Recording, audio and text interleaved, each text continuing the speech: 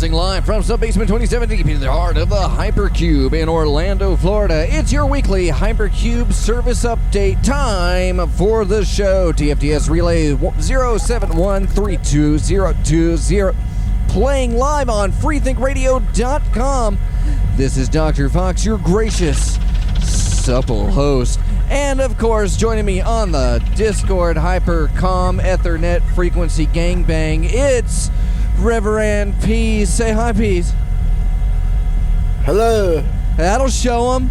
All right, so we've been doing a lot of work and stuff like that on all these important things. Peas, give them the news. That's the, hold on, where's the news? Okay, the news. Okay, there we go. I don't have Finally to the delights of Native Americans all across North America, the Washington Redskins have agreed to call their team the DC Caucasians. And this is a wonderful time in America where we will no longer have any issues with football teams. The Atlanta Braves are going to be called the Atlanta Bros. The Kansas City Chiefs are going to be called the Kansas City Bro.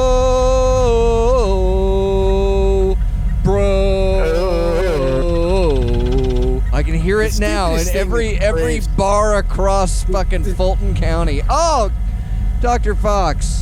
You can't say the stupidest Fulton thing County about on the Braves' radio. Statement today in the news was that they weren't really going to consider changing the name of the team, but they would take a look at the tomahawk chant that the fans do, because obviously they know that's something they could do something about. Exactly, doing that. We're gonna stomp that out. We can control that. And the wave. No more waves.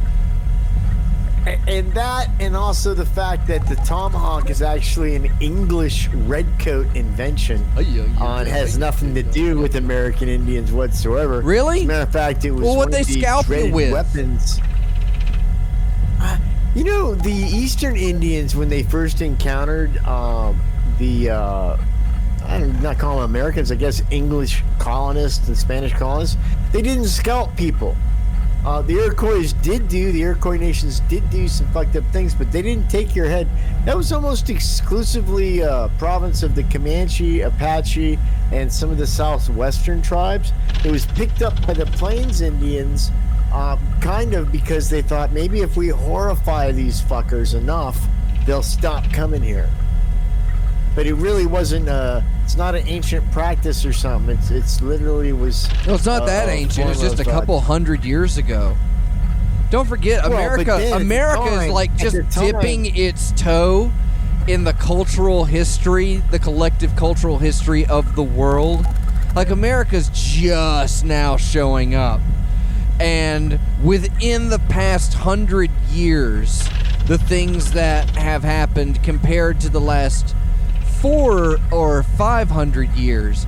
If you look at the last 500 years, the first 300 to 400 of those are pretty unfair to a lot of people. And that's just the last 500 years. Not to you, not to me. I'm doing all right. I got my hard drives made in Thailand. I got a Jeep. You have a Jeep. Yeah, exactly. Now, if you own a Jeep, does that make you a Native American? Because obviously you claim any land you strike with a Jeep, right? It's like Jeep law. I stand the designated trails. You don't venture off out into the unknown? Well, I don't want to disturb my... interesting enough, the Kansas City Chiefs are now going to be going as the Crips, the Kansas City Crips. They're trying to embrace the whole BLM thing and say, hey, we're gonna go the other way, and then we won't take any heat. And Kansas City is a good spot for that because it's a blood town. So it should bring some controversy to that team. It's going to be a very exciting time in sport. Definitely an interesting take on Blue Lives Matter. Yeah, there you go. Blue meth matters. Bless this meth. How's the meth sales going? Now the Chicago Blackhawks have no intention of changing their name because their contention is their name is a homage to Chief Blackhawk, who was this badass Indian dude that like invented science and scalping and had like a car before anybody else. Might have had the first plane. So their whole thing is like, yeah, we're the Blackhawks because he's so awesome and we want to be awesome too. Well, so what about that? What about that women's softball team, the Alabama Spear Chuckers? Well, tell me that's real. Is it Fox? Is it real? Don't make me talk about something and seem racist when it's not real. It's real. I'm checking right now. Please put it in your search history for me. Put it in deep. There we go. Put in that search history for when they get that knockless warrant. You're gonna milk it dry. Where you gonna? Yeah, I don't see one. I don't see any team named that. Oh, I get so canceled. I guess they got canceled. I like this background. It does all my shrugging for me and all my talking. I wish the kids at home could see it. You can see it too. You can join the Hypercom Discord. Go over to timefortheshow.com, click the Discord button, and you can come over to the Time for the Show room. You can't say anything, or you can say whatever you want. We won't hear you, but you can type. You can type things, and we'll ignore that. But you're not gonna encourage more fuckers to come here, are you? We already got. That's kind of the idea of doing a show, Peas, is to get people in the door. No. Why do we do the show? Okay, hold on. Why do we do Time for the Show every week? Go. And go. To get chicks. And go. So I do time because I want like 6 or 7 people to think I'm funny, but 8 or 9 people, fuck that. That's a lot of people. I'm a sub-genius. I think 6 or 7 is like, and I think we're beyond that. I think we're already in the high 10s or maybe high 10s of what? People that think you're funny? Of listeners. Well, yeah, but just because we have tens... No, not people. Not that people... Not exactly. People just because we have tens of people that are listening does not mean that we have 6 people or even 4 people that think you're funny yet. What do you think the ratio that is? This is a laboratory. We need to figure out the Peas comedy ratio. That's the idea. Where's Dr. Cosmac? This sounds like a job for Dr. Cosmac. Dr. Cosmac's an engineer. Commandos! Right, we don't need an engineer here. We need a status quotician. A statistician? I like that one. Put that one in the bank, Dr. Fox. Ooh. What are you doing? Don't mock me. I'm not, mostly. What'd you think of tonight's version of 20th Century Man by the Kinks? What kind of shirt you wearing? Tee. I wasn't listening to it. Like 100% cotton tee. It seems... It's really nice. It glows like in the dark. And stuff like it's like really cool. It's like it's on electricity or something. Anytime you're in a room and the lights go out, first off, woohoo! But if you have a shirt that glows in the dark, make sure to scream out that your shirt glows in the dark every time. Let people know. Bring the attention back to you. It's a magical moment. How many glow-in-the-dark T-shirts have you have? Well, considering some of your habits, I would imagine most of your T-shirts glow in the dark now. Especially with how much you drive out to the desert of Nevada. Under what kind of lighting? I think under any lighting at this point, the crystal refraction of all the substances that are mixed in, everything you have is a poly blend, Peas. There is nothing you have is organic or clean. I've done so many drugs that when I go to like a cool Ween concert or something like that. Which ones are the cool? Okay, let's stop there. Like, which Ween concerts are the cool ones? All of them. Dude, you gotta love Ween, right? You like Ween. Come on, say it right now in the air. You like Ween. I like Ween. I like Ween. They're awesome, right? You like Ween. You'd go to a show. No, I really Would you go to a wouldn't. show? No, I don't want to go to a show. Do you go to shows though? I go to shows for certain shows. I like what? Like who would you go see? Like that guy that swallows the pythons. He's pretty cool. Okay, that's good. But like would you go see the Rolling Stones? Would I go see the Rolling Stones? Actually came to town here on their big We're Not Dead tour.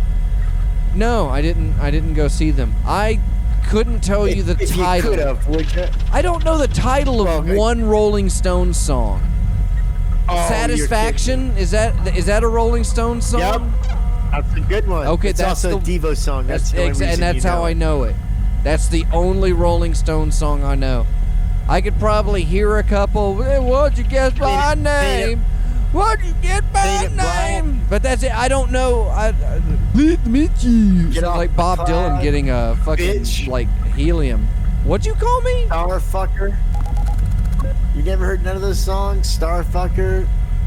If I've heard them, I don't know which song it is. Oh man, that's awful. That's a terrible. Why? Why is that horrible that I don't know these things? People tell me that all the time. They like, you don't like Aerosmith. You don't like. I don't have anything against them. That's understandable. And yeah, I do have a couple things against Aerosmith. A couple things, but that's a whole different show. I don't think he should be banging like 50-year-old women anymore. Yeah, he needs to move on to someone a little more his age.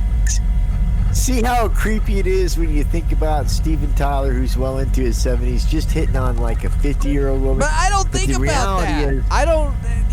He goes deeper into that woman pool. He's hitting on 20-year-olds and 18-year-olds. Since I ever first saw him, he looked like somebody anthropomorphized the donkey from Shrek. That's what Steven Tyler looks heroin like. Addict. Is if you were going to make a cartoon about a heroin addict, you would draw Steven Tyler. Yes, as a donkey. From Shrek. That would be good. He looks like the donkey from Shrek.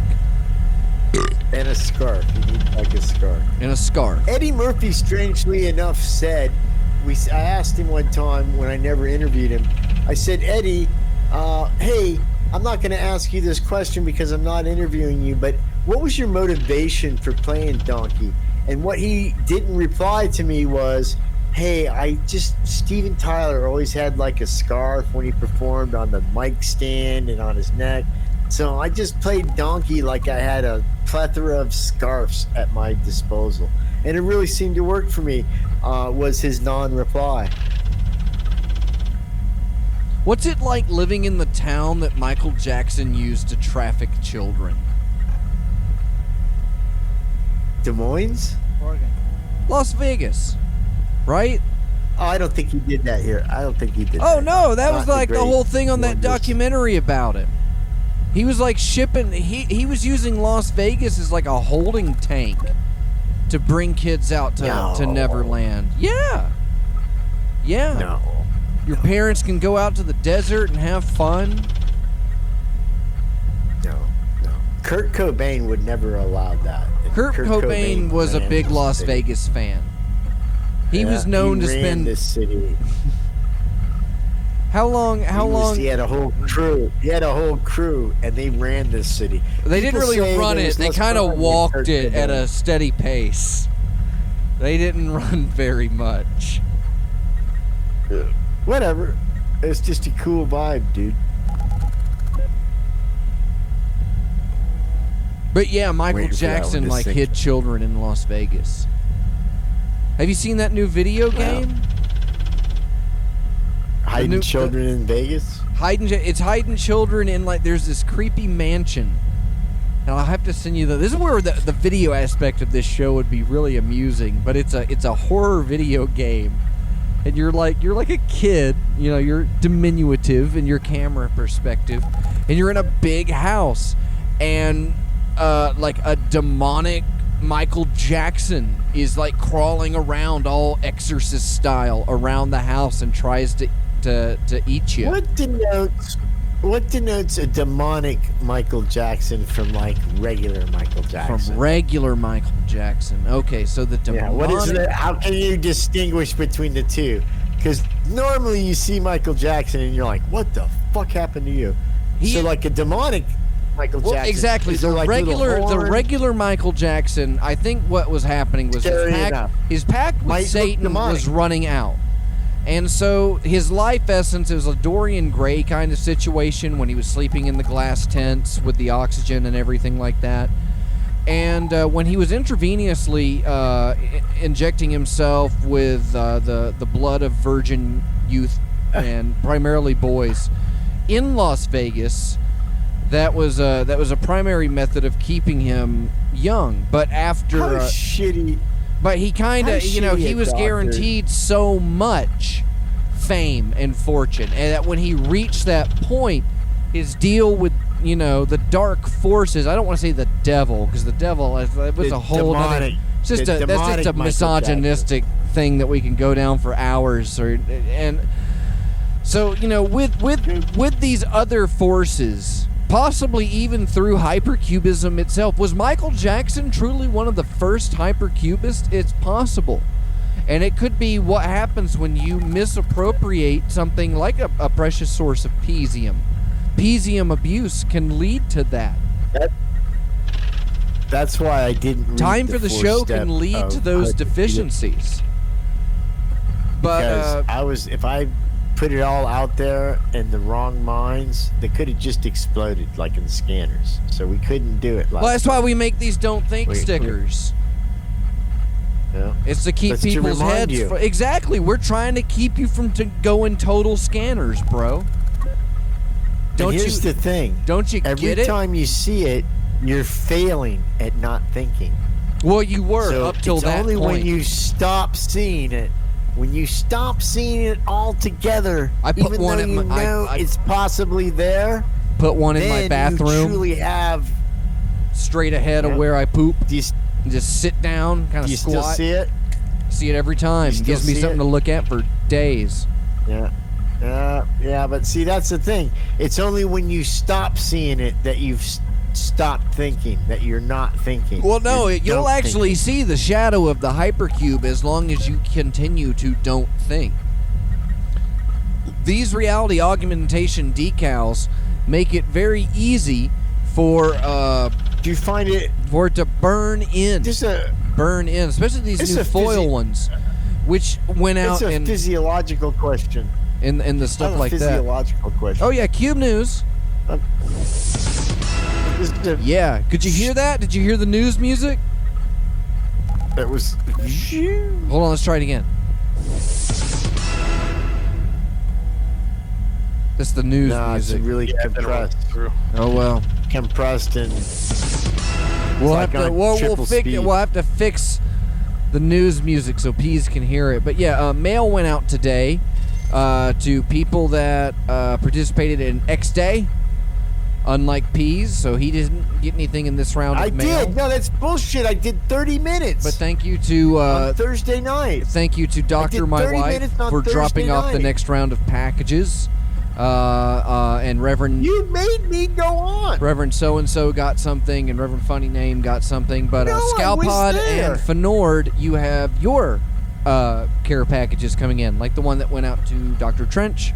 And Reverend Negative helped out on X Day, so he got a sticker pack as well. I got. So there's everybody's getting a couple things. Text. You'll get a couple Jimmy Jim jobs. So it's on those waves out. So next up, I think we got yeah. So Couch Sloth. Correct, Couch Sloth gets a package. And then it looks like then after that point, I believe everyone should be caught up. If you haven't gotten your package and you're not on the mailing list, Big Al Dente, please respond to the message on my Foxcom Discord. I'll send you a message on Facebook after the show if I don't hear back from you. But he, according to Caller 23, our chief logistics analyst, responded that Big Al Dente shared the foil sticker.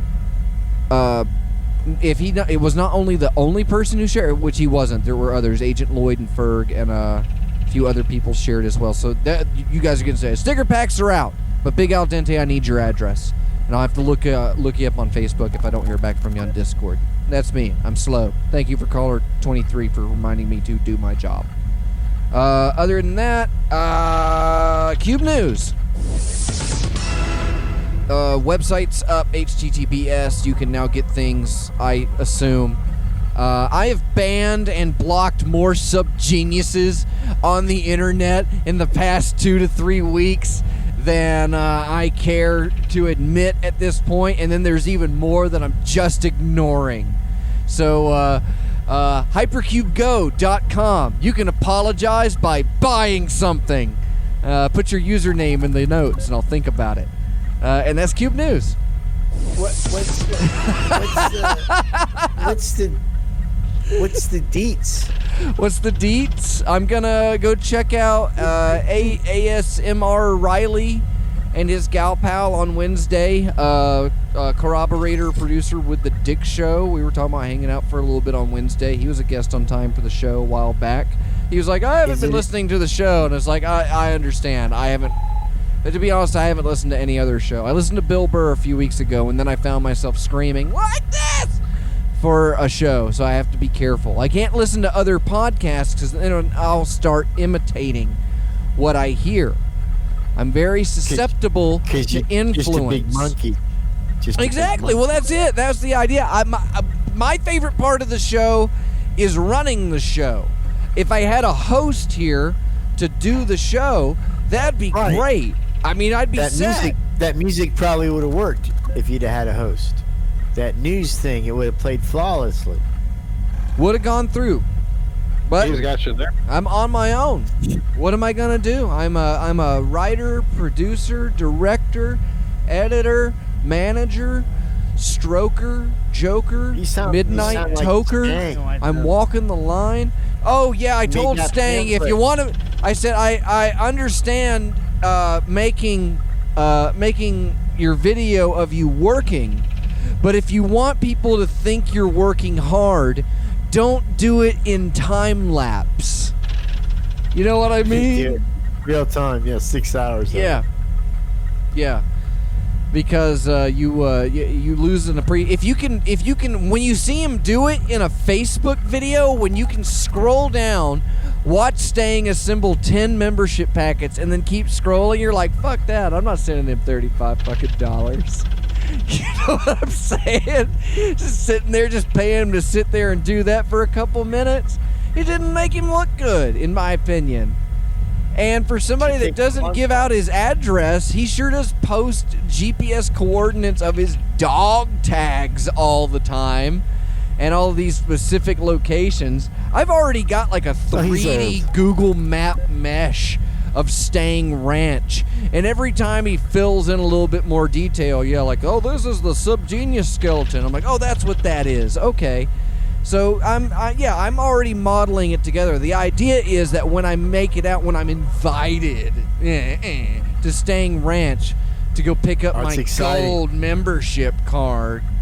It's exciting. I have one of those. You have a gold membership card? Yeah. How much did you pay? I paid $100 for it. You fucking dope. You paid $100 for a gold card? So what happened was, it's like right after I became Peas, I saw one of these cards and I'm like, wow, that is great. I want one of them fucking cards. And Stang says, I just found like 25 of them in a drawer. And I foolishly, without even thinking, I'm like, I will give you $100 for one. And he's like, okay. And so I sent him the $100 and he sent me the gold card. That's what I use and they are kind of rare now, so. He pulled out like a stack of 50 of them on X Day. He's like, look at all these gold cards I have. I need to find that. I have that on video. And it's him with his phone. I've got all these gold cards. Look at these. I'm working on my Stang impression. Card. You like that? And I'm like, I know. You can hand me a gold card, because obviously he should give I've you one for earned helping with X Day. for earning. Well, don't you think so? But I'm not gonna ask for one. Stan, can I have a go? No, I want to see. I imagine I'd never get one. If I asked for one, he'd probably give me one. But he would. He definitely would. But if I asked for one, I'd assume I'd have to follow with, how much do you want for it? Nah, just say, hey, dude, can I have one of those cards? And then see if he sends you a bill. No, I'm not gonna ask. Say, hey, tell him this. I think when he has something like that, he should send a couple out to notable subgeniuses, and they'll post them on Facebook and be like, look what I got. Look at what I got. Do you know where those came from?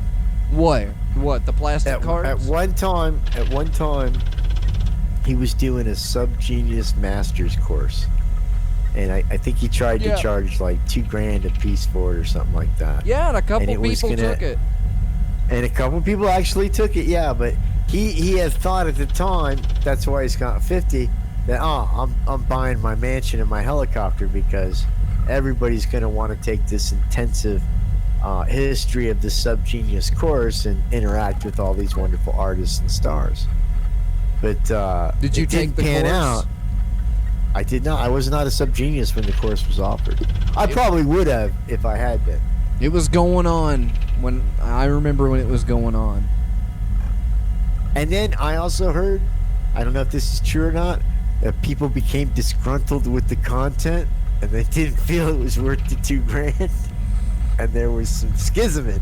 $2,000 is a hefty chunk of a college education. That's Tony Robbins money. You know, that's what. I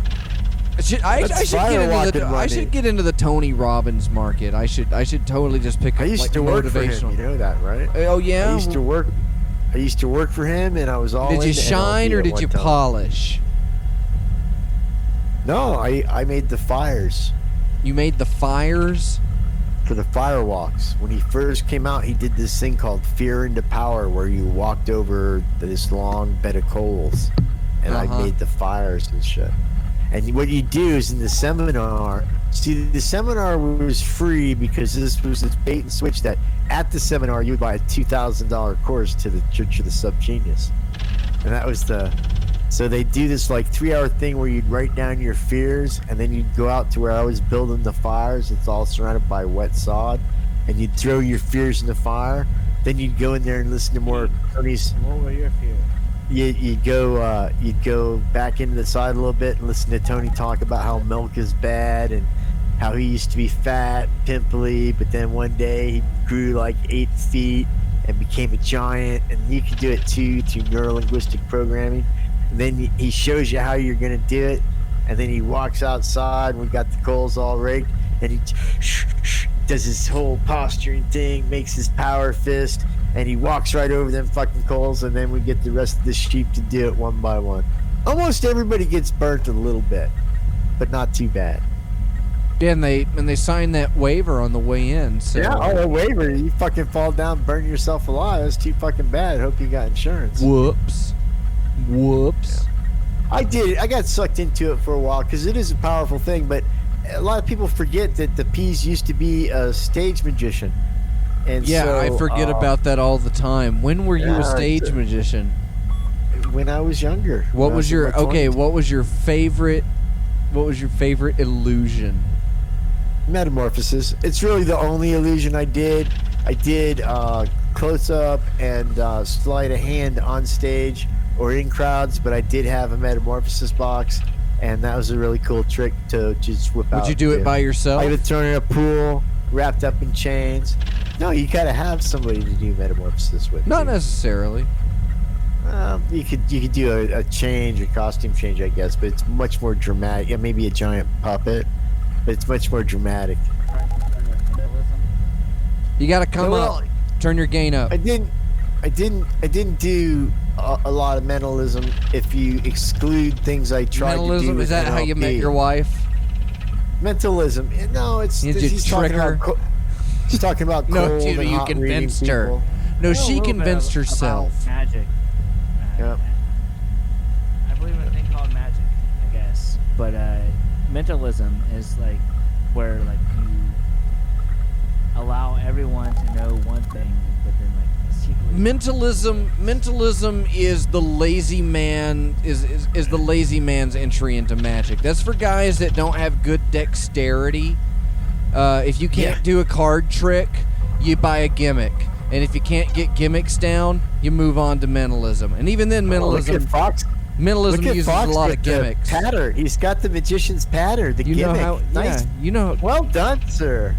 It's almost like I know what I'm there's talking levels about. of skills in magicians, and mentalism falls almost in charlatanism, because all mentalism is, and you see guys who speak to ghosts and shit like that. It's a form of cold reading. Sometimes it's planted with some hot reading. There's little tricks that you can do with an individual that makes it more impressive, but you usually incorporate it with some real tricks, and you use those real tricks as the distraction to the information you're gathering from the person.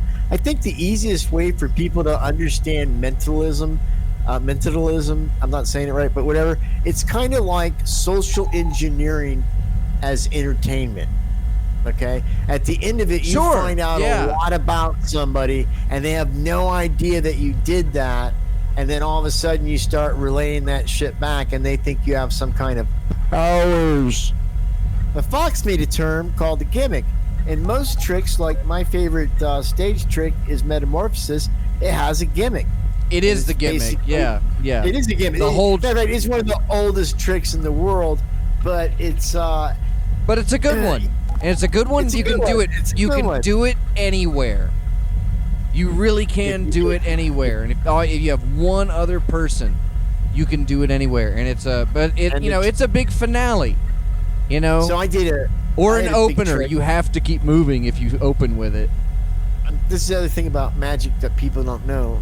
You see a really good trick, and you go into the magic shop, and if you've never gone to like a real magic shop, you'll see. Please try to do so. But magic shops are broken into all this crap and one-offs in the front. Never break in to a magic shop. As you go towards the back where the counter and the register is, you'll start seeing some real stuff. You'll start seeing some real professional tools. If you look up on the shelves, that's where the high-end shit is. They don't let riffraff touch that. And it's true. And to get to some of these things, if you go to certain websites, like Penguin Magic and ABC Magic and things like that. You got to go to a magic shop. You got to retail. Well, that's what I'm getting. Is you can't. Even if you are going to buy anything from the website, most of it is listed that you have to submit the address to your magic store to buy it. Because everything's considered a trade secret. So you have to, if you want to get all of these tricks at a discount and throw them in your show, when I looked at it, you had to have a physical location. And, there was no P.O. boxes were going to be accepted. They wanted a photo of your physical location for them to send these things. Because they know that there's people out there that they know they're dealing with. They're dealing with fucking magicians. I have worked for 4 magicians, okay? Do you know what my advice is? Never work for a magician. You know why? Because you can't trust them. They're liars. They're professional liars and charlatans and thieves. You can't work with them, and they're crazy. Some of them actually start to believe that they're fucking wizards. That they can actually do this shit. I've told a guy, why don't you just float your ass on out of here then? God damn. 4 magicians. It's a degrading career. But yet they're it's a hobby for disingenuous people. If you can't make friends, learn a magic trick. Learn how to fool people into thinking you're cool. And that you have powers. That you have powers. Make yourself look appealing. That's the thing about magic, is it has to look appealing. I remember my brother said, I learned a couple magic tricks. my brother learned a few magic tricks to pick up women. And I said, yeah, because that's what they want to see. They want to see that someone's completely dishonest with them from the beginning. Did it work? From the gate, out the gate. Exactly. Lie to me. I told him, so you can't trust a magician. You know? What else? What other kind of tricks does he have? Well, you know, if he's so good with his fingers, then why doesn't he have a fucking girlfriend? You know what I'm saying? Dude, I just lost my wallet. Are you sure, man? Are you sure you lost your wallet? Magicians. Yeah, I just had it. It's gone. Fuck, all my paychecks in there. Oh, that's a bummer, man. Conjurers. That's a bummer. Wonder how that happened. I want to fight Penn Jillette, but I won't, so I'll take on Teller instead. I bet you, though, Teller could probably beat me. He is a magician. He's a magician. I mean, if you're going to fight one of them, I want to beat Penn. Go for his knees. Fucker's tall, heavy. Bring him down like a lumberjack. He's not heavy Paul anymore, Bunyan dude. style. If he turns Doesn't sideways, matter. His knees are not in good shape after that long. After that long or what? Bending broads Being over. heavy. He'll be fine.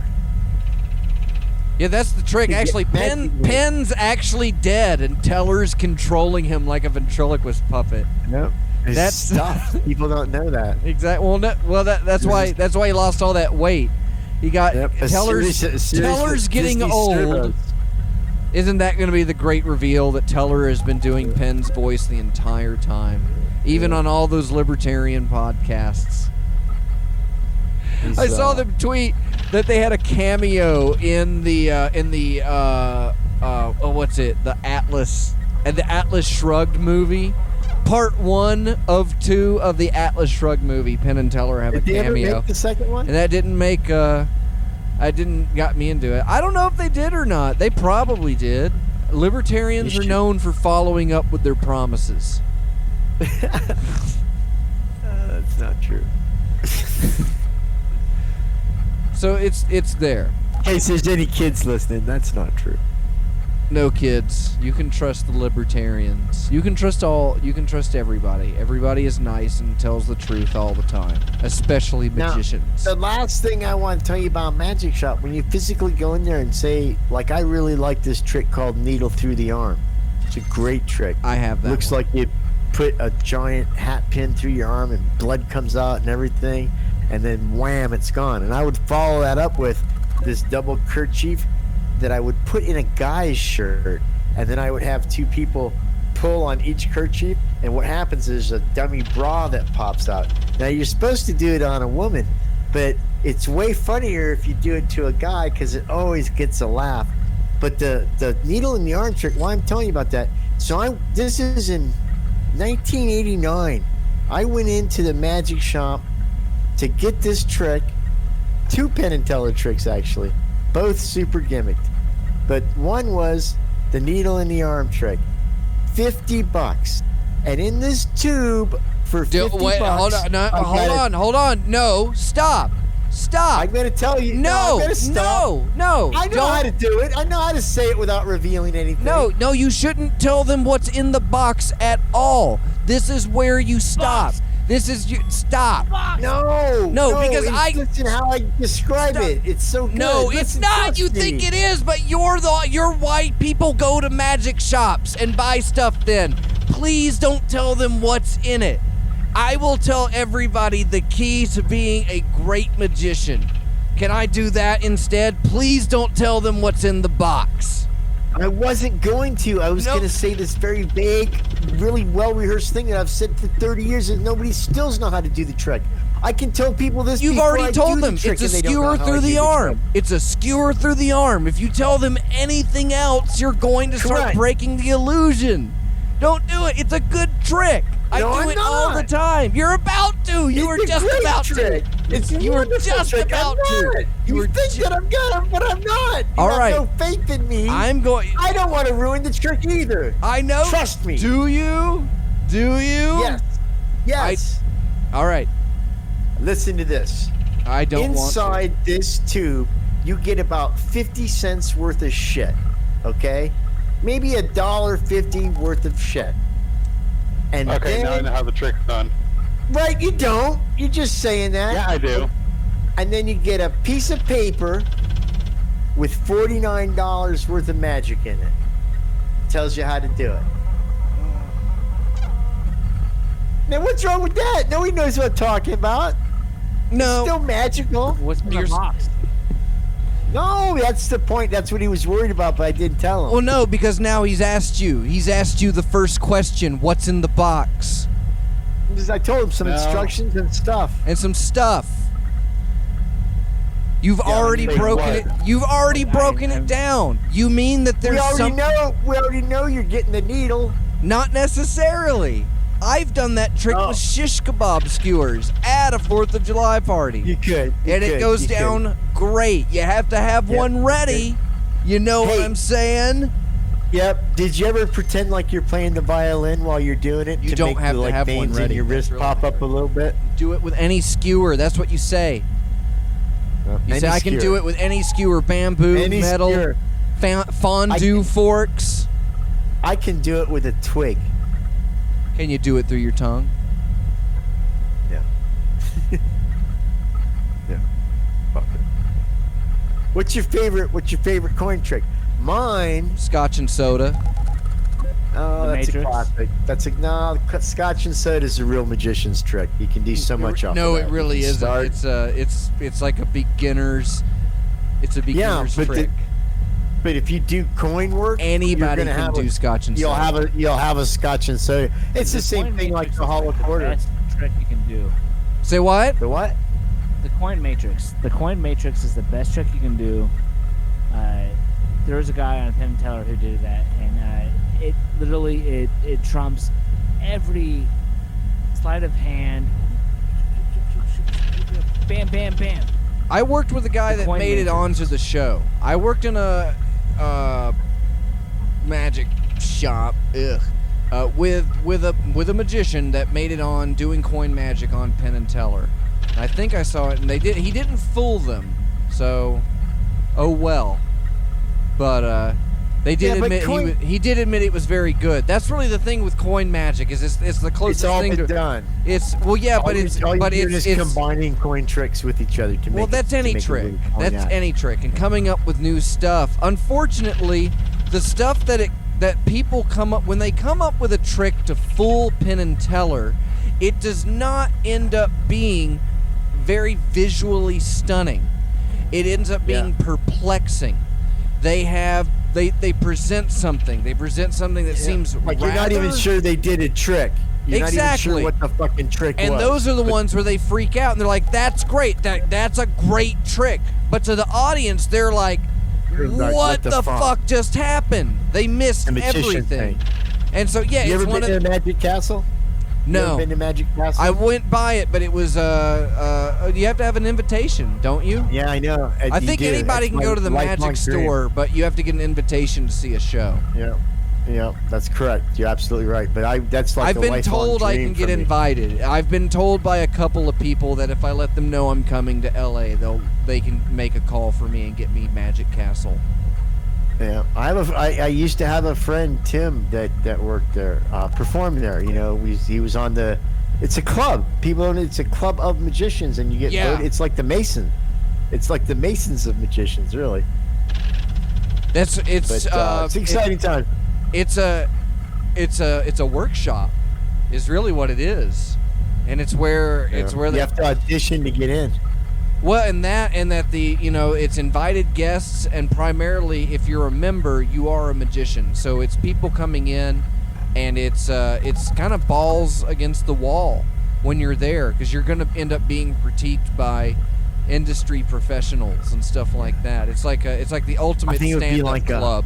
It'd be like for magicians. Disney's Adventure Club on steroids. For magicians, yeah.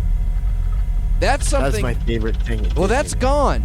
But they're redoing. They're redoing that. The for like thing 10 about years now. The thing about like Adventures Club is that it created an immersive experience.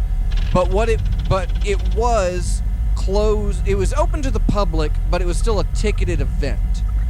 And so you had to go in, but there were regulars, and there were people that knew all the songs and things like that, and it was bizarre. Because there's this huge culture around, especially because I live here in Orlando. So there's, a bunch of fucking kersploosh dunkaroos running around. And they stretch out. And they close that. But there are businesses being developed like that. And they are startup secret societies. And the idea is that these groups they've purchased or rented facilities in cities across America. It's like an escape room, but it's like an elite version of an escape room.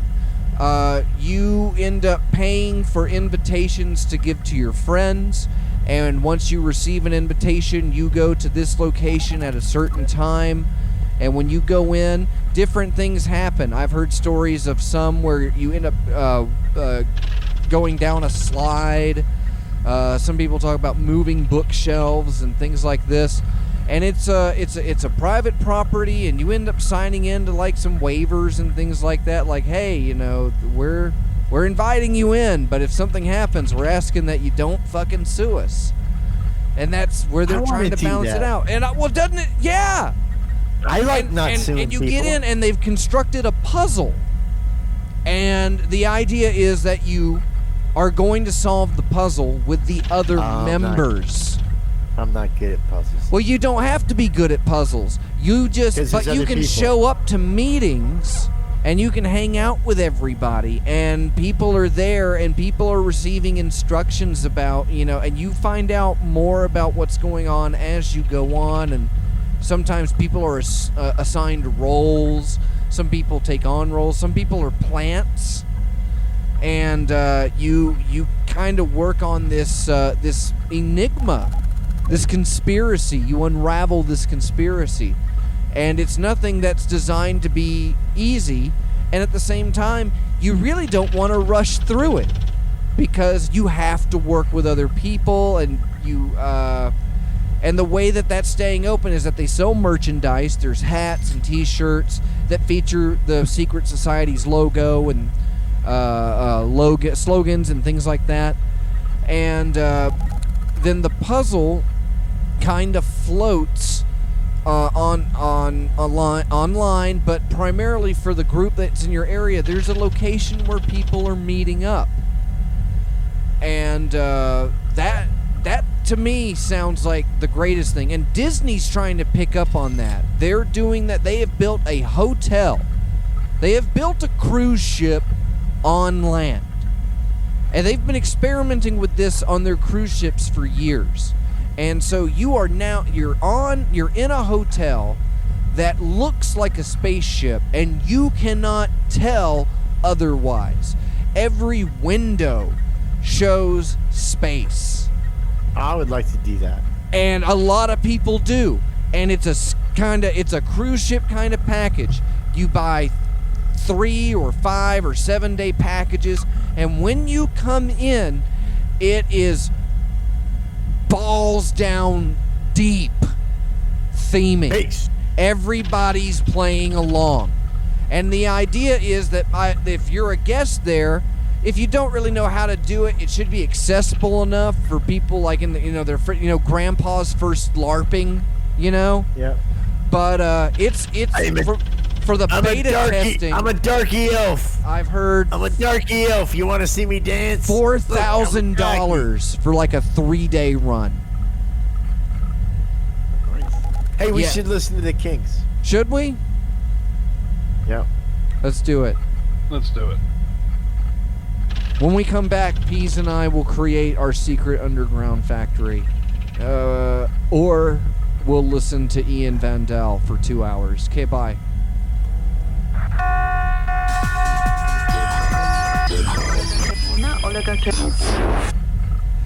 You're listening to Time for the Show, broadcasting live on freethinkradio.com. Yeah, I'm standing up.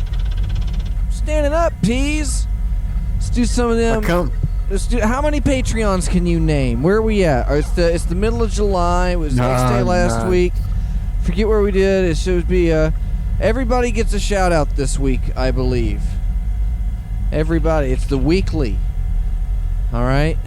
So I'm gonna list them off. I'm gonna list off everybody that's a current one. Everybody, and you're gonna say three. You're gonna say 3 words, 3 similes for that person. Ready? Caller 23. Go. What's a simile? Okay, 3 words. 3 words to describe caller 23. Go. Learning his craft. Okay. Vanessa. Go. Bass player extraordinaire. Martha Artha.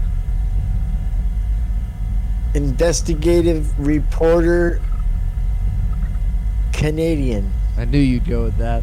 Agent Lloyd.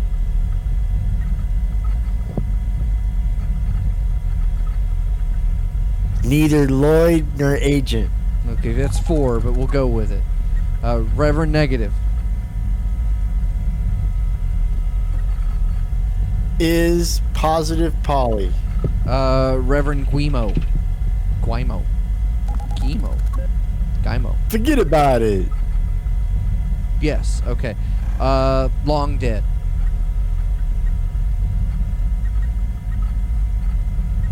I mean, I don't know that guy very well. He's like new, He's not new. or he's somebody else. He might have been somebody Are different. you at one kidding? time. He's been with us for over a year.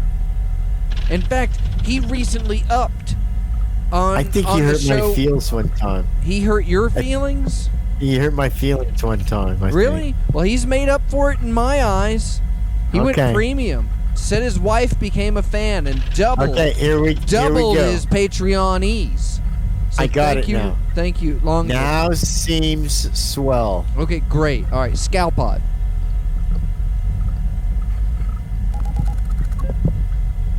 Robot lives matter. Hazel of the Windmills.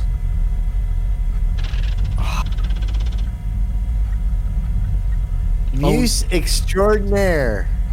Okay. I think you need one more word on that one. I know, but I think that was like so poetic that we should. It'd be just let it poetic stick if to it. no, it'd be poetic if you got all 3 then. It sounded good, now make it better. One more. Hazel of the Windmills. Do it. Do it.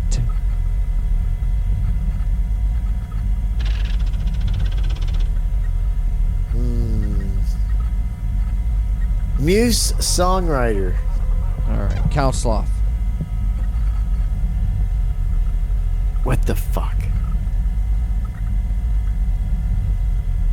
That's it, dude. That was 3 words. That's 3 words. Okay, Reverend 80. Reverend 80. See, wish you had saved your what the fuck for this one. I really would have. Yeah, sorry, no repeats. 3 for Reverend 80 No then. repeat. You gotta make Cow Sloth Etcher special. sketch artist. Fuck, that's 2. And I don't want to use extraordinary again because I like used You that a already lot used of times. that one. Yeah, see, it gets harder as you go. One more. Spectacular etcher sketch artist. That's good. That's good. It just sketches 1 word. Dr. Cosmac. Cosmex Commandos. That's correct. Cool.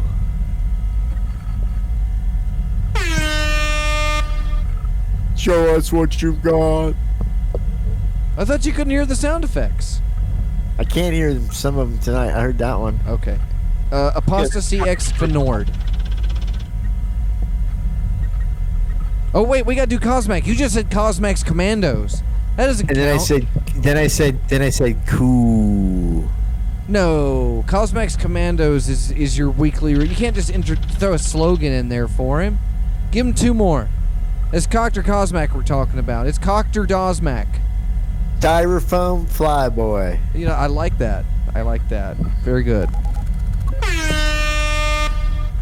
Hypercube Civil Air Patrol. He's awesome. All right. Fenord. First SG friend. And that's everybody on there except for Triology Soaps. You want to do it this week? You want to talk about the soaps? No, you did it this week. I did last week. Did you?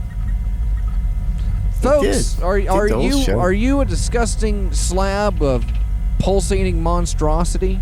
If so, surgery is a viable option for most of you, and I know, but not everybody can strive. I mean, well, of course, everybody can strive to the stringent beauty standards of one just genuinely handsome fella. I'm talking about a guy that knows about how to keep himself together. I'm talking about a guy that knows how to. Are you throwing it back? Let me finish. I'm talking about a guy that knows what he's talking about when it comes to looking sharp. We're talking about a guy that knows his way about around 3 sides of the comb. You know what I'm saying? We're talking about a guy that doesn't just moose. We're talking about a guy that moose whips. Chocolate mousse whips. Yeah. Cake farts. So it's only America's option numero uno to come to such a ravishing, dashing, intelligent, barrel-chested man of impeccable aesthetic standards. And that responsibility has fallen once again on Dr. Fox. And I use Triology soaps, an amazing mix of glycerin and perfumes packaged up in amazing ways that will make you smell good and don't leave your skin all chalky like a bar of antibacterial soap that you've been whittling down every day.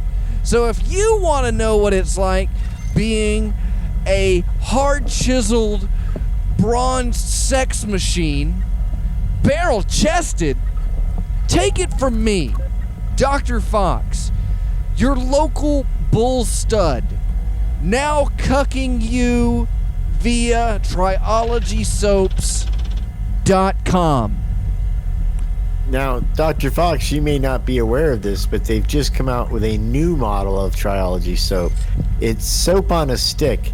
It's sold exclusively. I'm sorry, Peas. I was doing the soap commercial. Well, I was just telling you about the soap on a stick. If you drop it in prison, you can just grab the stick and you don't have to bend over to get it. It's a breakthrough technology in soap, and I thought they'd want to sell some on this commercial, so I broke in. So you go ahead now. Did they sell them? Does Triology soap sell soap on a stick? They do now. They do now? What's your favorite Triology soaps product? I like the mint. It's not the one named after you? It's not named after me. It's named after my Jeep, and that's not my Jeep's name. My Jeep's name's Adventure 1. My soap should be called Adventure 1 soap. Adventure 1 soap sounds like... When you're soaping up because with anybody that puts Adventure 1 on before a hot date is obviously going to be dragging their date home cold by the heels. You know what I'm saying? You know, when somebody comes in smelling like Adventure 1, I know I'm getting a cold roofie colada that night. Why are you making fun of my cologne brand? I'm not making fun of your cologne. I'm making fun of the insipid idea that your Jeep gets you laid. I'm building a brand. I'm building a brand. You're building a brand. You won't even tell people about the brand you're associated with now. I think that's why you joined the Church of the Subgenius. Because people would ask, what's that? You can say, Google it. And they Google it, and they look up, and they look it up, and they're like, all right, well, this guy says he's a member of the Church of the Subgenius. He's a Nazi and a rapist pedophile. Okay, sounds good to me. He said his name was The Peas. Doesn't say that anywhere about us. About where? Who? About you? It probably does. It doesn't say that about the church. Not the church, no, just you. The Peas. No, they better not say this has been an astringent project in my astroturfing department for years. You see, if you give up on time for the show at any point, the dozens of sock puppet accounts on the botnet are totally going to start dumping all of these great things about the peas. And we will forever carpet bomb you as an internet icon. You'll be remembered, all right. So just remember, don't quit. You gotta keep doing the show. Otherwise, you're metadated. I think totally because I think because of my beloved status, I could withstand it. Well, we need your status, but you won't tell anybody when to listen to the show. It makes it more exciting for them when they find it. When they find it. How are they going to find it? You tell them that you're the peas on Facebook? I found it. I find it. What time of the day do we start in your time zone? What time is time for the show when we start when you're at home? Well, I mean, for me or for like other people that live around me, you were going to tell somebody to tune in. Time is what tonight. I want it They're to like, be hey, right peas, thanks for swinging through the Las Vegas Taco Bell. We're glad you realized you had no other alternative. Would you like to tell us what you're doing tonight? And you're saying, yes, I'm going to take my Cheesy Blast Diarrhea Volcano Taco Burritos home, and I'm going to grilled stuff my ass onto my radio show. And they say, gosh, jolly gee willikers, Mr. The Peas, where can we hear you on the radio? And you tell them what? I tell them it's a Canadian station. Exactly. You're running from it. And so when I'm like peas, you're fired. You're like, but I want to do the show. I like show. You like the show, but you gotta tell people you're on the show. The whole idea. A couple people. You said you had a sticker on your Jeep and you were scared to tell anybody, and I genuinely believed that. I did. No, I got 16 stickers on my Jeep now, man. Yeah, to cover up. Well, how many time for the show stickers are they? You know, almost all time for the shows. They say don't think. I want to time for the show. Post a Civil picture Air of Patrol, your which Jeep's is my favorite tramp stamp. That's my favorite one. In the chat right now. That's what if I had that one that was right a Civil Air Patrol one and it was big and giant, I would like put that on my door. We could do that. We're blowing crap up on the first off, shout outs. Everybody buying stuff off the merch bot. I don't have to mail anything out, but there's stuff on there people like. So thank you to the mystery people that are buying stickers. And I know Caller 23 got a mug. He showed his mug. He's got a mug for his mug. But yeah, you got a Don't Think mug. And I was asking him, how does it look? How's it look? So head on over to hypercubego.com and check out that Zazzle store under the stores thing. I'm gonna go there right now. Yeah, well, we need some genuine The Peas merchandise. Oh. I got my teeth. I gotta send them to you. You're wasting time. You're supposed send them all to me, and I will make sure they get distributed. I have the mailing list. And then, because it'll save us shipping. Think about it this way. Not if you put them all together. You just throw them in a bucket and mail me the bucket. Just send me your teeth, and then I'll go get them coated in I want to mail the teeth to the all right, people. I'll tell you what, Peas. Because we have a Patreon and we have a sponsor, and this seems like a genuine opportunity. Here's what I am willing to put down now, and I have $100 cash that I will put down. You know I won't take money. No, listen. If you're gonna do it, here's what I think you should do. I think you should find somebody in town. I think you need to find somebody in the industrial district that knows how to do things with lucite. You can probably Google and find places around there that do. I can see that. Like, couldn't you just get fiberglass resin, clear fiberglass resin? No, you want to put them in a block. You want them. It's your teeth, man. We're not gonna get another round of these. You know what I'm saying? This is when you actually look at spending money and having somebody do it right. And we should get each tooth encapsulated in a clear block of resin. Each tooth. I've seen things where they'll do butterflies and fingerprints and stuff like that. They charge by the square inch of the material. But we could get a bulk rate, and I'm saying it on the show. And I already have a mailing list of people, so I'm sure you've got people. But we could get all of your teeth encased in a nice block of translucent material, professionally done, and then you mail them out to the people you want to mail them to. That's how you do it. And I'll put $100 in. I promise right now, I will put $100 into the effort. I don't know if I got a lucite guy. We can find somebody. I found people that do stuff like that here in my town. There's plenty of little laboratories and shops where they rent out services. They'll laser engrave things for you. But I found somebody here that will do lucite. In Las Vegas, that's a big industry town. I guarantee you there are a dozen places in town that you could do it with, and we could get a quote, and we could get your teeth encapsulated forever. They'd be heavy enough you could use them as a paperweight. You know what I'm saying? It'd be really cool. Oh my God, you get them cut like a prism. You hold it up, you do a little dark side of the moon photo with your tooth in it. But that can be done. I've seen things where they'll do butterflies for like $30.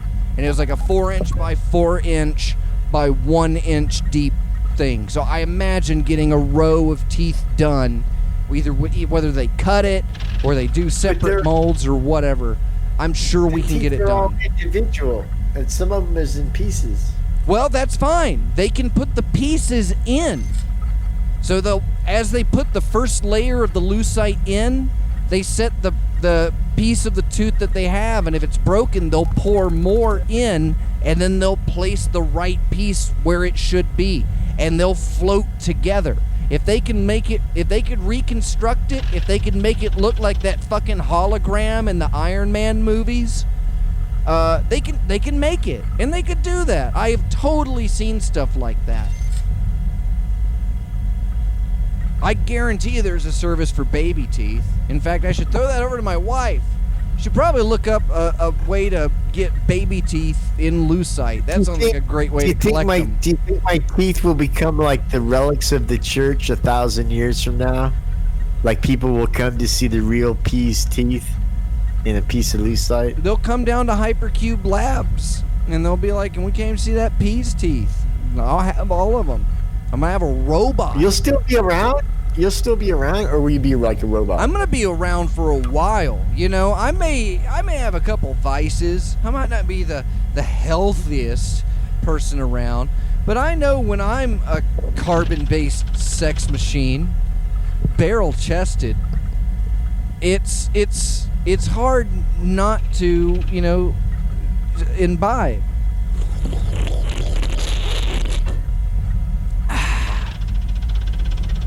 What were we talking about?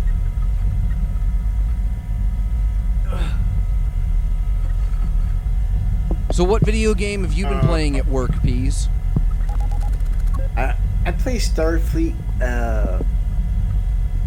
quite a bit, but I don't play it at work anymore because now I'm trying to be a good worker.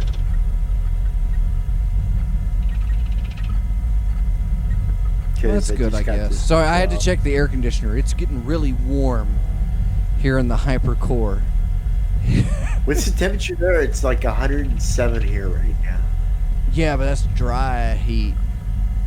I don't know. Let's ask the robot on the wall. You wanna ask the robot on the wall? Let's ask this. Check it out. I wiretapped my house. Hey Google, what is the weather? Nice. Dude, that's so futuristic. 84 degrees. Here's the thing with these things. I've heard people be like, why would you bug your house? You have a computer, you have a cell phone. People dismiss this. I remember when the first time I went to college, when I went to art school, I knew a girl that didn't want to have, I think I had the T-Mobile Sidekick 3, the hip top portable computer cell phone. And she's like, I won't do that. They've got GPS. And I go, you have a cell phone. You have a signal. They can triangulate you anywhere you are if your phone's off or on. All the time. You have a unique identification number that will constantly be pinging. And they will find you like that. They don't need... GPS just gets your dominoes to the house 5 minutes quicker because you're not flying as the crow does, you know? But,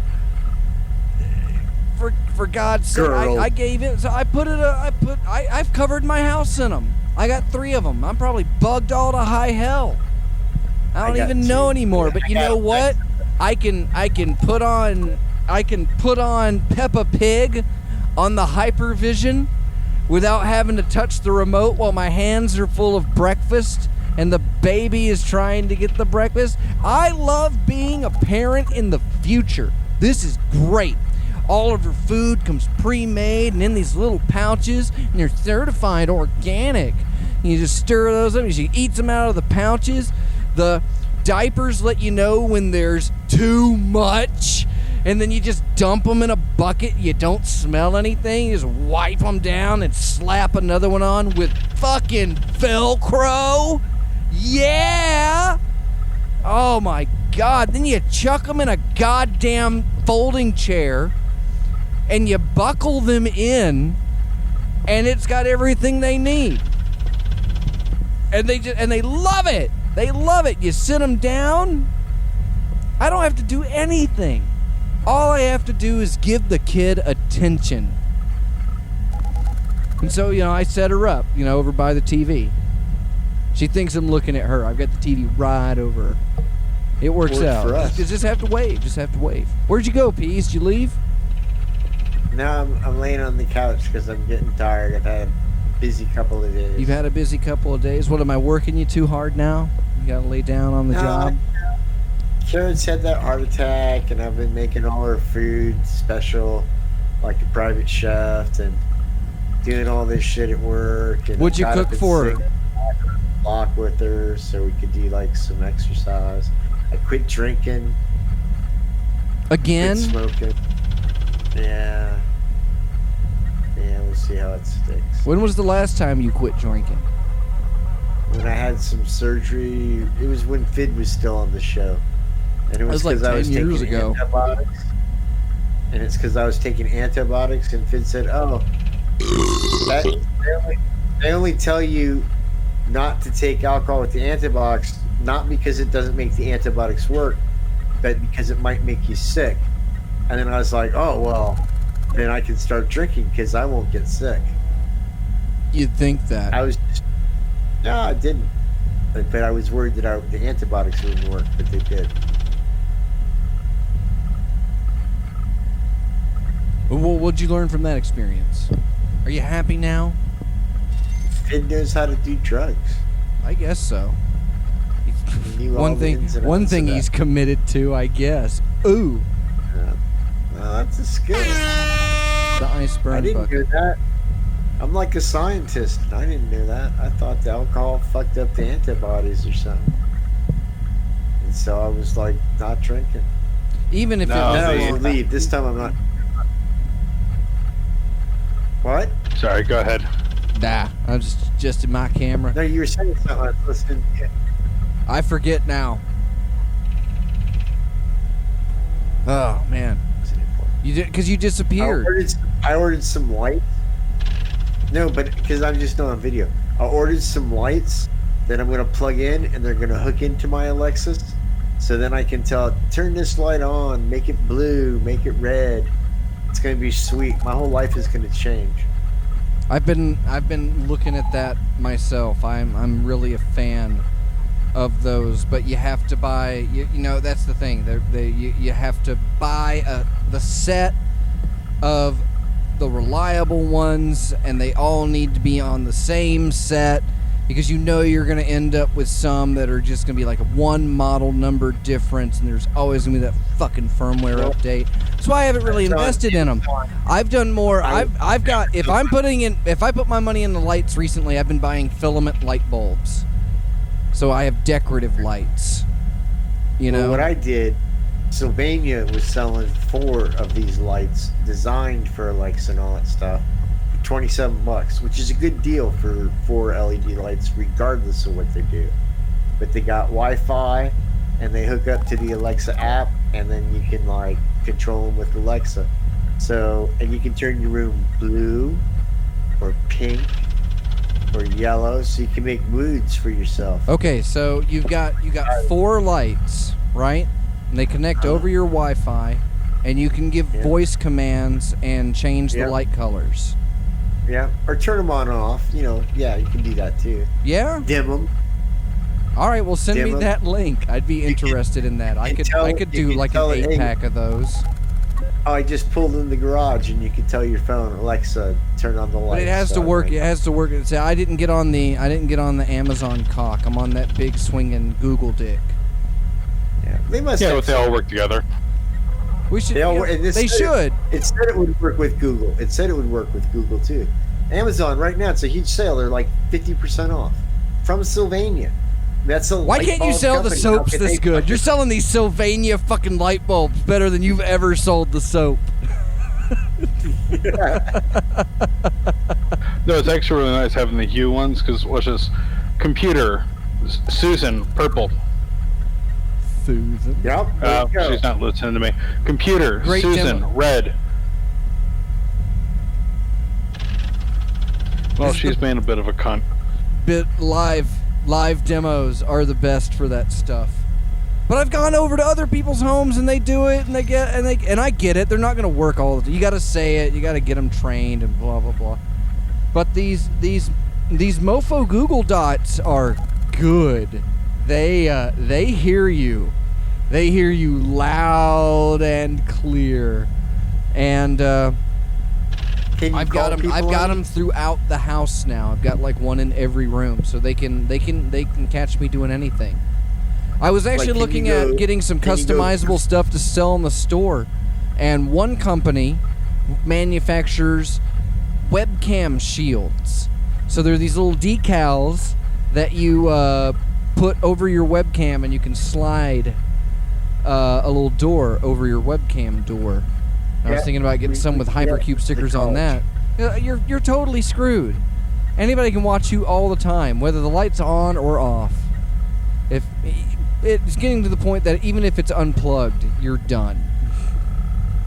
They'll have a laser set up in your room that'll catch all the reverberations off of your microprocessors. And why? Why? Most people don't surrender, especially in this facet. You wouldn't expect many people to surrender too much personal data, especially people that are doing a show. You know, most people are trained enough and self-disciplined enough to not, repeatedly dox themselves. And I know I've committed the sin a couple times. I've definitely given out more information or interacted more than I should have. But Not me. I'm constantly reminded by people that, like, hey, I know where you work now, and hey, I know where you live now, and things like that. So yeah, I try to be careful about that. You don't have to. You can do whatever you want. You're a grown ass man. I'm pretty sure at this point I've put your address out on the internet more than you've said it, counting the podcast. But I never edited it out. But I said it first, so that's okay. I get lots of cool stuff. Lots of cool stuff? Do you regularly get stuff? Yeah, I got something the other day, and this is something you should be telling us on the show. I did. I mentioned it on the show when I got it. I got it from Doc Ellis. He sent me a beautiful salt and pepper shaker. Okay, yeah, I remember that. I remember the salt and pepper shaker. I did mention it. And then Cosmac has sent me a kick-ass mug. And all right, well, okay. Well, when was the last time you received something from someone you don't know?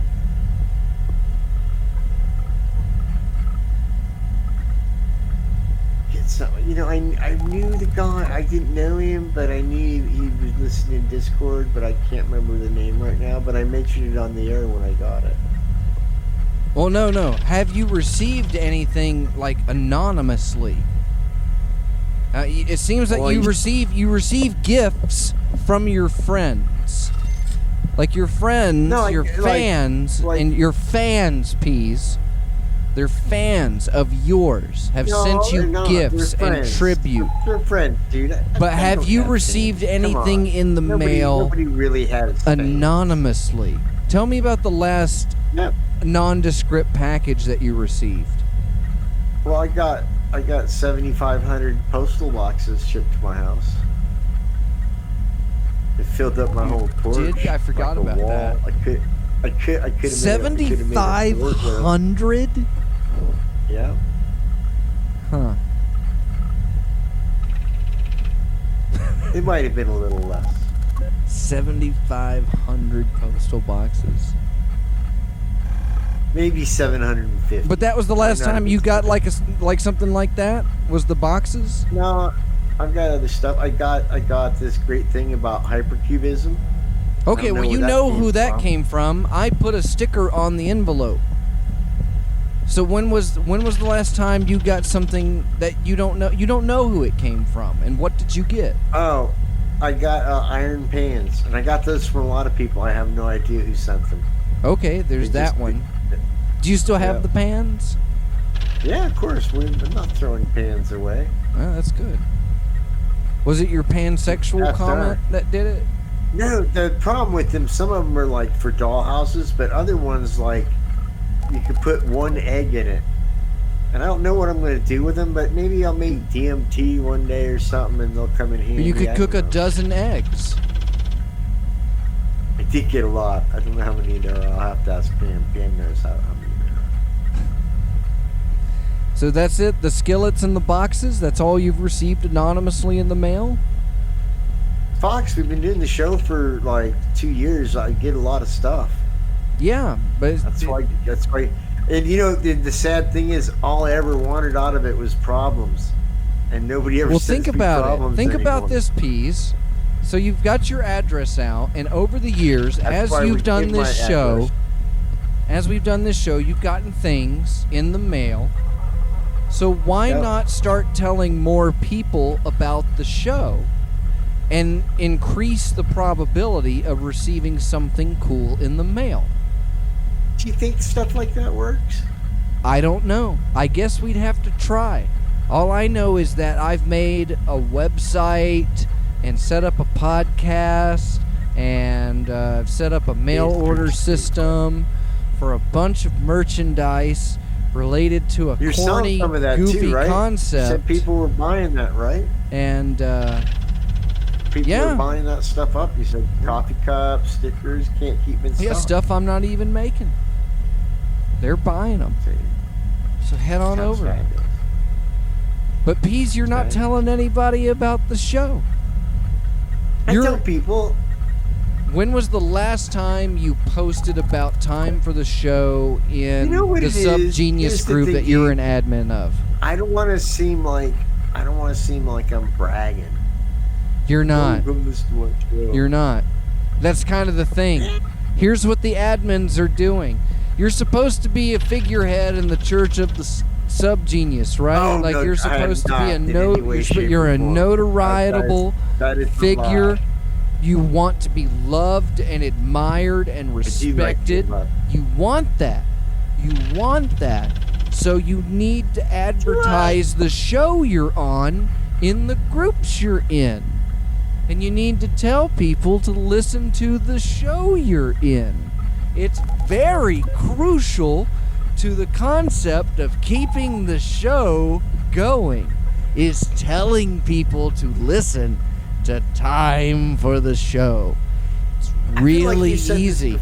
I typed it once today and then shared it 3 times over different accounts, and it only took me 65 seconds. That's all it took for me to share a post 3 times. Where'd you share it? Okay. Yeah. I shared them on social media. Like you do the Twitter though, like you did Twitter. I do like Instagram. Twitter and Facebook. And then then there's a robot for on Discord. 3 different platforms. I did one post on Facebook and shared it over 3 pages on Facebook, and I did a post on Twitter and shared it over 2 other accounts. And props to Artha, who constantly is on the swing, shares the posts because she knows it's Monday, she knows it's time for the show, and Dr. Ellis is like, hit that retweet, yo, and they do it. Excuse me, hit that retweet, eh? And they do it. I don't want to like take away other people's like joy. You don't? Then why are you doing it to me? It sounds like they really. It sounds like those guys really like doing that. They enjoy doing that. But I enjoy doing it too. But sometimes I worry. Sometimes I worry that I don't know. I mean, why do you want to do the show if you don't tell anybody that you're on the show? Why do you want to do the show? Everybody knows I'm on the show. Say what? Everybody knows I'm on the show. Who's everybody? There's only 16 people in the chat room this weekend. Well, they're pacing. You do realize we want people who don't know about the show to know about the show. Kind of the whole point of the advertising thing. Like, you told me that you had sunk the money into boosting an ad on Facebook. Yep, I did, and you yelled at me. I yelled at you because the Facebook had no demographics set up. We put money in, and it just disappeared. The only people that saw those posts are people that already follow the show. We have to sit and do all this SEO bullshit, and I've got, thanks to Aster6, 2 weeks ago when she edited a show, she did short tags for the entire fucking episode. So we can legitimately say 1 episode out of 120 published episodes is correctly tagged for proper search engine optimization.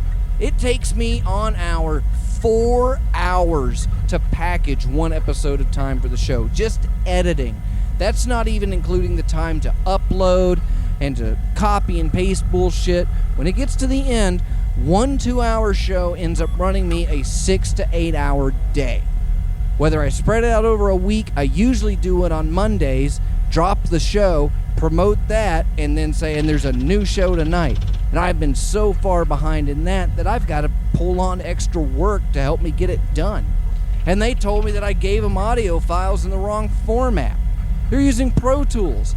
I'm using Audition. It opens any fucking file I do, but I have to send her one specifically in 92 kilohertz, 92 kilobit per second, 48 kilohertz range wave PCM bullshit. Did you do it? Not yet.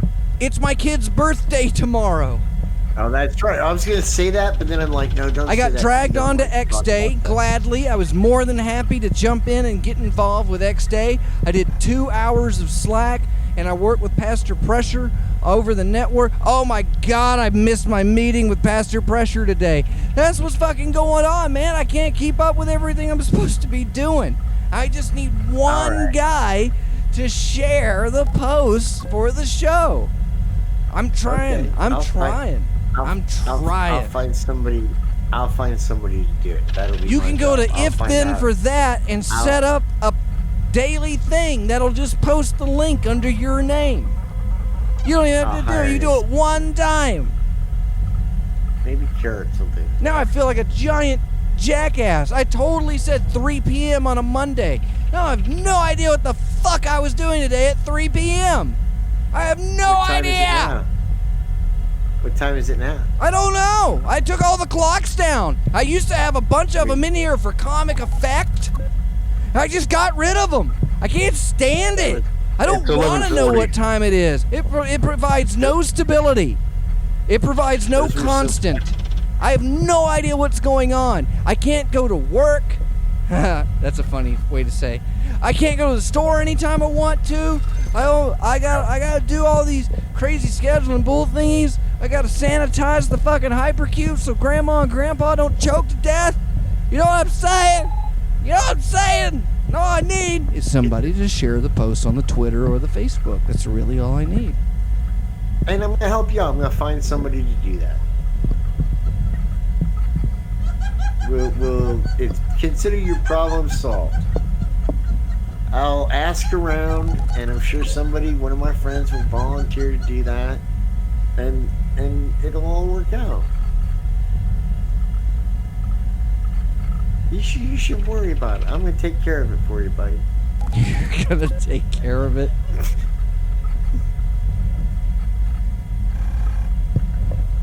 I'm going to make this happen. I'm going to hire an assistant or something. I need an assistant. No, me.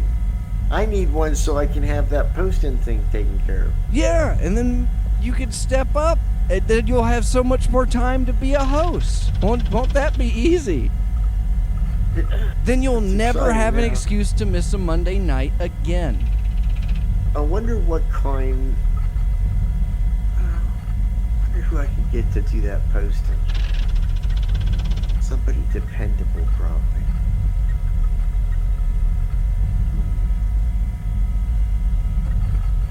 Donald Trump Jr. He's not doing anything. Hey, it's like time winding it down, right? What time is it? We still got like 6 segments left to do. We haven't done the mail. Let's pound them out. We haven't done. I took a medicine. I think we can do time for the show in 20 minutes. I think that can be done. All right. I enjoyed our discussion about magic, and I think the audience found it captivating as well. I'll tell you the trick to being a good magician. Buy an old magic book. That's the trick. Buy an old magic book. Get one from the 70s. That's kind of old. But one from the 30s or the 40s. Those are the good ones. And you get those magic books and the stuff that they could do in those books at home. 13 volumes of magic books. And if you bought that 13 volume of magic books, you would learn every aspect of magic since the beginning of time. You'd learn the great myths and legends of magic, like the snake charmer boy, where the snake turns into a rope and the thing is, you will learn how every trick in the magic store is done. And you will only ever have to go to the magic store to ask for specific things, refills, and stuff like that. And you'll find that when you get just these components, they package this shit. And they boost it up, and the idea is you're selling a secret. And to be honest, these $2 and $3 tricks or gimmicks and novelties, they have effects that I would say, yeah, that was worth $40. The amount of wow I got out of that, it's a good deal. But nothing's going to beat an old book. And that's swallowing needles or razor blades or razor blades from the mouth. You can and you can't even buy those kind of razor blades anymore. That's what's crazy. It's a great trick, but good luck finding those razors. You can use any razor. You can swallow any razor. You know what I'm talking about. Oh no, they have those. Are you kidding? That's making a comeback. Should introduce that in my Triology Soap segment. Have you not caught up on like vintage barber care, man? That is blowing up right now. Hot lather machines are back. Can you believe this shit? And I'm all for it. I'm a guy that'll, get a hot towel going. I'm ready for a hot facial. Peel it So what off. do we say we do, is it a band? Should we? All right. Who's going to govern? While we wait for someone to govern, is it a band? I guess, Doctor, you will do it. Okay. Let's see what we can cram down here. Peas, your mail today. Let's see here. I love these. These are good ones. I gotta go through the big mailbag repository. Dear Peas, this is a good one. This is from little Luca Magnotti of Bald Knob, Idaho. Did we do that one? Probably. Dear Peas, is it okay to kill my dog? I'm fed up with my dog. He disturbs my sleep and frequently wants to go out. I can't do everything for him alone, so I am gonna shoot my dog and I will be relieved after all. Dog wastes my time and exhausts me. Updated 1 day ago, there is no organization who can take away my dog. And go. Well, that's what happens when you put the dog in front of the bullet. All right. Knocking it down. We're moving on to Proving Grounds. Peas, what was your favorite thing about the comet this weekend? Well, I was glad that my counters finally got all right, the Guardian says the Andean condor can fly for 100 miles without flapping its wings. I wish my wife could go that long without flapping her lips. I like what you got. Good job. Very good. All right. We're moving on to the that was a throwback. That's a throwback to old comedy. All right, Peas, tell me a story, and I will guess whether it's true or false. You have 30 seconds. And go. So I was at the gas station buying gas, and I filled up my tank and went to work. And then the other story is I quit smoking cigarettes, but I cheated and had one today, which is the real story. That's actually hard. Did you drive somewhere? Because I don't know. Because you might have picked up somewhere to go to work, but you also said that you were smoking. You were quitting smoking, but you cheated today. So either way, it's kind of good. That's an interesting way to go about it. Did you drive to work? Because that'd be the trick. Because I'm working from home. And they'd be like, "No, I was good." So I would imagine the story where you tell me that you didn't smoke a cigarette is the false, because you didn't smoke a cigarette today, and that's what you want to gloat about. So you didn't smoke a cigarette today. That's what I'm going to say. Okay. The second story where you smoked is a lie. That's final answer. I'm going to go ahead and go with the driving to work is a lie. Pandemic basis? Okay. Yeah, that's what I'm betting on. Okay.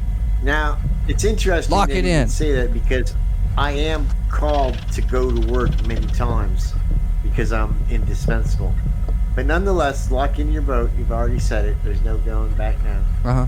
And Fox, unfortunately, you were wrong. I did cheat and have a cigarette while I was pretending to look at my Jeep where carrots couldn't see me. I'm disgusted. And Cosmac, I could have gone to work, but I just did today. So you're the winner. Congratulations. Fantastic. All right, it's time for everybody's favorite part of the show. Is it a band with Governor God, Judge of Death, this week, Dr. Trench? The game's played by guessing bands, whether they're real or not. Who's in the lead? I don't have anything for anyone, so I'm just gonna give 2 points to Dr. Fox starting off. All right, I like where this is going. I thought it was Cosmac. All right, well, if I'm in the lead, Peace can go first on the next round then. All right. First band band name, I should say, we're going to go with is Freedom Gin. Could I have a spelling, please? Yeah, I'm about to throw it up. Hold on. Gin, I won't be able to see it. I'm gin. standing tonight. I can't reach the screens. The drinking. I'm all the way over here. Can you guys hear me? I'm over here. I can't. Yeah, we can hear you. I'm over here. Can you on the screen all day? I don't see it. Is that Jen, G-E-N? Like Jen? G-I-N. G-I-N. Freedom Jen, 2 words, capital F, capital G. Yep. Okay, Peas, you're going first. What do you think? Oh, it's too stupid. The Too spelling stupid? is too stupid. Even for me, it's not a band. All right, locked in for a no. Okay, that's pretty good. All right. You know what? No, definitely. I feel like a southern hardcore washboard band, Freedom Gin. I feel like that's definitely like some bluegrass. I like where that's coming from. Gin, don't really associate it with, but Freedom Gin. I don't know, maybe a couple of fucking white knuckle teabaggers up in the Massachusetts area. Freedom Gin. I'm gonna say yes, it's a band. Looks good, sounds good, be good on a t-shirt. Freedom Gin, I'd buy it. All right, anyone in the comments? They're all dead. They're all dead. They just got nuked. That was the confirmation of the nuke and my answer at the same time. Okay, well, and turns out it is not a band. What? So Peas gets that point. No! That's disgusting. Oh, Freedom Katana Gin? said yes, it is, and she's wrong. Oh, no. You gotta remember, they're on a 2-minute delay. Ah, okay. Yeah, they're gonna hear everything much later. That's why you can't rely on the audience. It's not that they won't try. It's that by the time that they catch up with you, you'll be miles ahead. Don't worry, though. They got your back. They got that cup of water for when you fall. Round 47. Height. Uh-oh. Dr. I'm going to post that in the chat, and it's Mr. B, the gentleman rapper. Mr. B, the gentleman rapper. Is that B like the letter B? Or B-E-E? Mr. B? Like short for Beauregard? Yes, you should see it in my share. I can't see the screen. I'm trapped. Ah, okay, yeah. I can't get to Mr. it. B, as in the letter B, the gentleman rapper. The gentleman rapper. Peas, it's your turn. Yeah, that's definitely a rapper. Is he a gentleman, though? I don't know, but he's rapping. Is he Mr. B, the gentleman rapper? Or is he Mr. B, the gentleman rapper? Old school. It's just Mr. MR period B, no space, and then space, the gentleman rapper. Yeah. The gentleman. And the gentleman rappers. That guy's serious about his rhymes.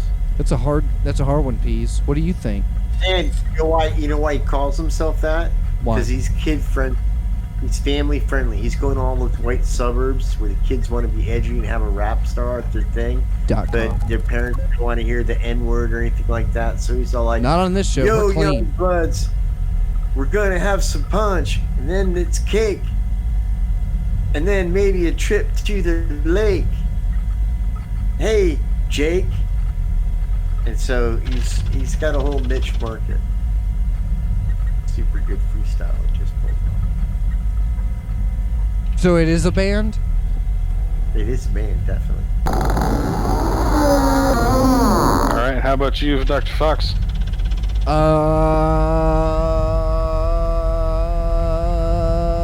It's very specific, so I'm going to say, it's very likely. I feel silly here because I don't want Peas to catch up with me. But I'm going to say no. It's not a band because it's way too specific. Way too specific. That's what I'm going to say. I'm going to lock it in. All right, it looks like in the comments, Aster said yes, it does exist. AGB says it does exist, and Katana said no, it does not exist. And it turns out Peas and Katana Peas and Aster and AGB are correct. So it is a band? It is a band. Fuck. I hired him for my school mister. The gentleman rapper. Did you know that was a band before you looked it up? The gentleman rapper. You're not just making us guess on bands that you know.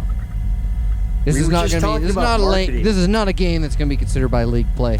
All right, Peas, this is it for the win. What do you got? It's an exhibition band. Round 78.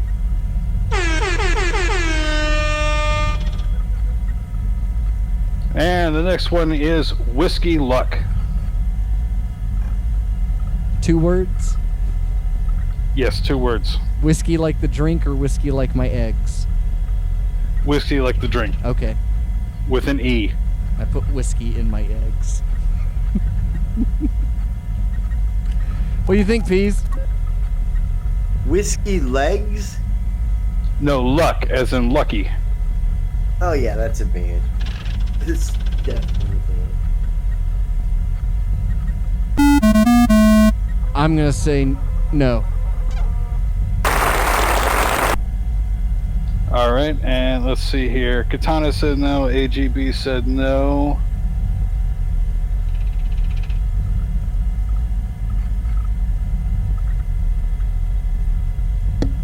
Ow. And Aster said yes. So that brings the score right now to, let's see here, hold on. And Dr. Fox is taking the lead. That means I got 3 points. I totally called it. I win. Thank you, Dr. Trench, for introducing us to an amazing cacophony of band names. Peas, please apologize for date rape.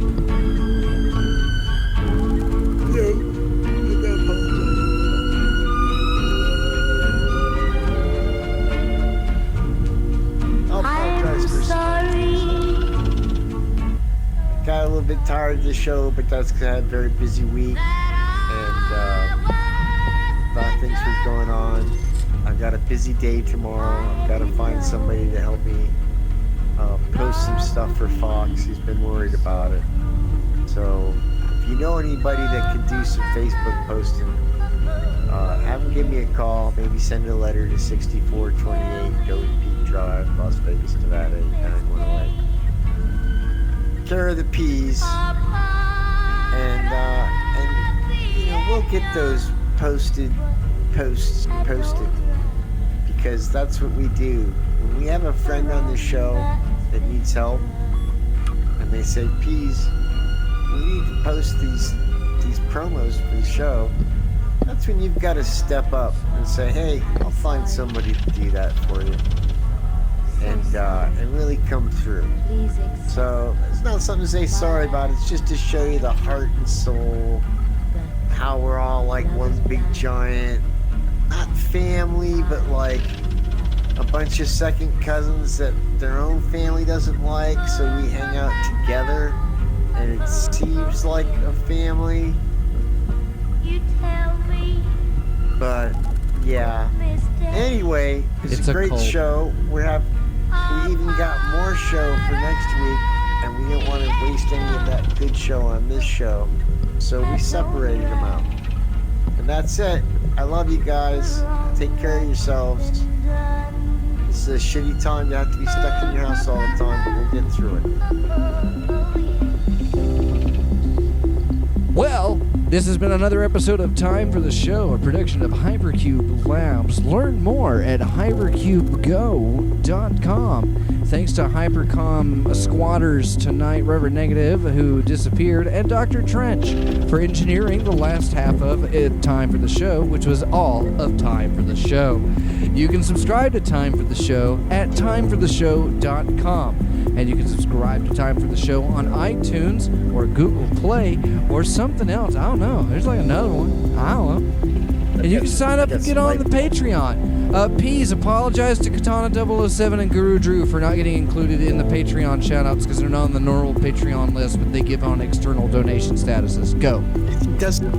He gets upset sometimes because he just gave that lump sum and he didn't want to be called out all the time. But thanks, brother. I love you.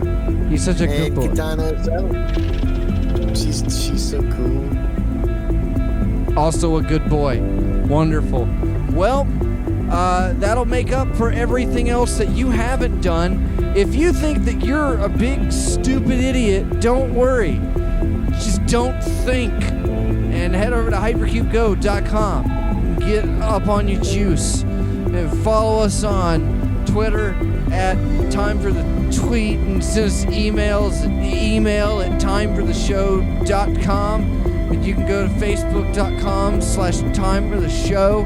That's our Facebook page. You can totally follow us on Facebook there. And there's the Mixler. We're Time for the Show on Mixler. And Stitcher. We're Time for the Show on Stitcher. And RSS at timefortheshow.com is our RSS feed.